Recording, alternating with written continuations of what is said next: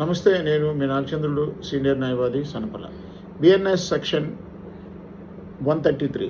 BNS అనేది భారతీయ న్యాయ సంహిత బిఎన్ఎస్లోని section 133ని సూచిస్తుంది. ఇది మరొక వ్యక్తిని అఘోరపరిచే ఉద్దేశంతో దాడి లేదా నేరపూరిత బలప్రయోగాన్ని నేరంగా పరిగణిస్తుంది.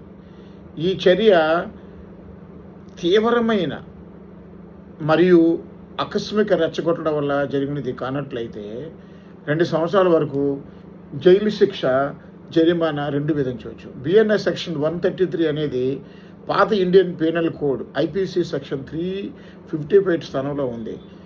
ఒకరిని అవమానించే ఏకైక ఉద్దేశంతో దాడి లేదా నేరపూరిత బలప్రయోగం బాధితుడి నుండి తీవ్రమైన మరియు ఆకస్మిక రెచ్చగొట్టడం వల్ల ఈ చర్యకు పాల్పడకూడదు. 2 ఏళ్ల వరకు జైలు శిక్ష, జరిమానా లేదా ఒక్కొక్కసారి 2 కూడా పడే అవకాశం ఉంటుంది. తస్మాత్ జాగ్రత్త.